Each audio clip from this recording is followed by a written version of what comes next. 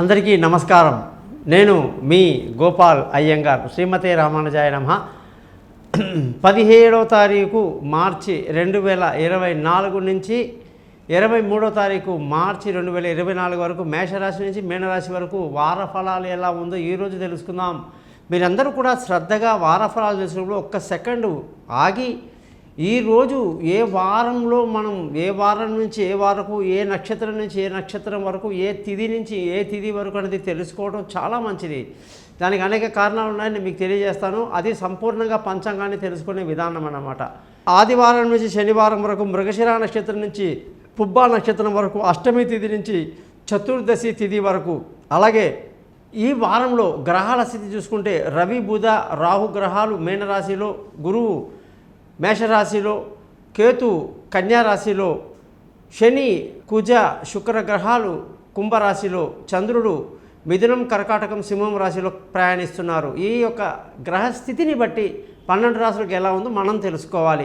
ఇకపోతే జ్యోతిష్యం కొరకు మీరు ఎటువంటి సందేహాలు ఉన్నా కూడా మీ date of birth, time of birth, place of బర్త్ని నాకు కానీ వాట్సాప్ చేస్తే మీ జాతకం మొత్తం రెడీ చేసి 50 పేజీలు మీకు నేను మెయిల్ చేసి 15 నిమిషాలు మీ జాతకాన్ని చదివి మీకు అర్థమయ్యేటట్టు వివరించి ఎటువంటి పరిహారాలు చేసుకుంటే మీకు అద్భుతంగా ఉంటుందో కూడా తెలియజేయడం జరుగుతుంది. ఇక దానికి చిన్నగా పరిహారం అనేది ఒక గురుదక్షిణ ఉంటుంది. అలాగే ఎవరికైతే డేట్ ఆఫ్ బర్త్ లేదో వాళ్ళు ముఖాన్ని కనిపించే ఒక ఫోటో, మగవాళ్ళు కుడి చేతి రేఖల్ని, ఆడవాళ్ళు ఎడమ చేతి రేఖల్ని ఫోటోలు పంపిస్తే వాళ్ళ జాతకాలు రెడీగా ఉంటాయి. మీతో నేను 15 నిమిషాలు మాట్లాడతాను.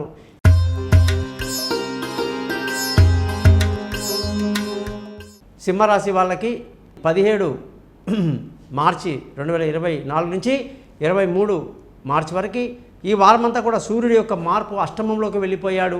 అష్టమ సూర్యుడు మీకు కష్టాలు ఇస్తాడు. కాబట్టి రోజు ఆదిత్య హృదయాన్ని తప్పకుండా చదవాల్సిన పరిస్థితి ఈ యొక్క సింహరాశి వాళ్ళకి ఖచ్చితంగా ఉంది.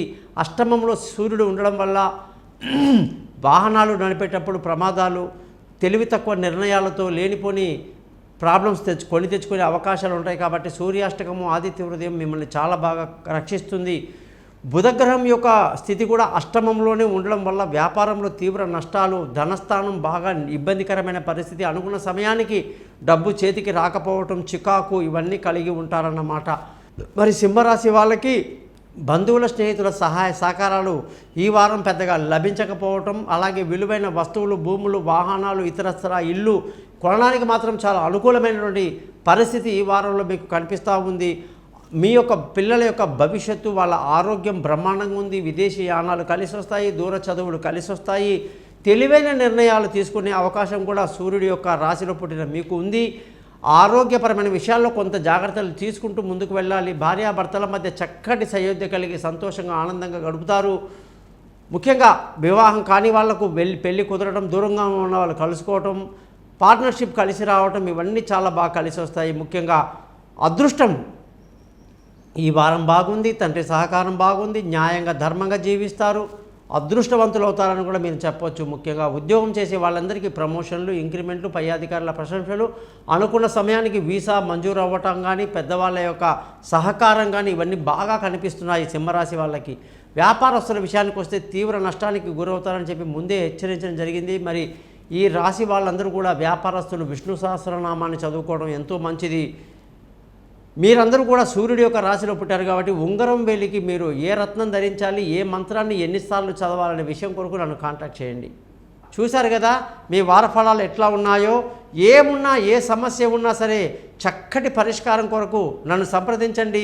thesimple.astrologer.com అని చెప్పేటువంటి నా యూట్యూబ్ని సబ్స్క్రైబ్ చేయడం మీ ధర్మంగా భావిస్తారని, మీ బంధువులకు తెలియజేస్తారని ఆశిస్తూ మీ నుంచి సెలవు తీసుకుంటాను. మీ గోపాల్ అయ్యంగార్. సర్వే జనా సుఖినో భవంతు.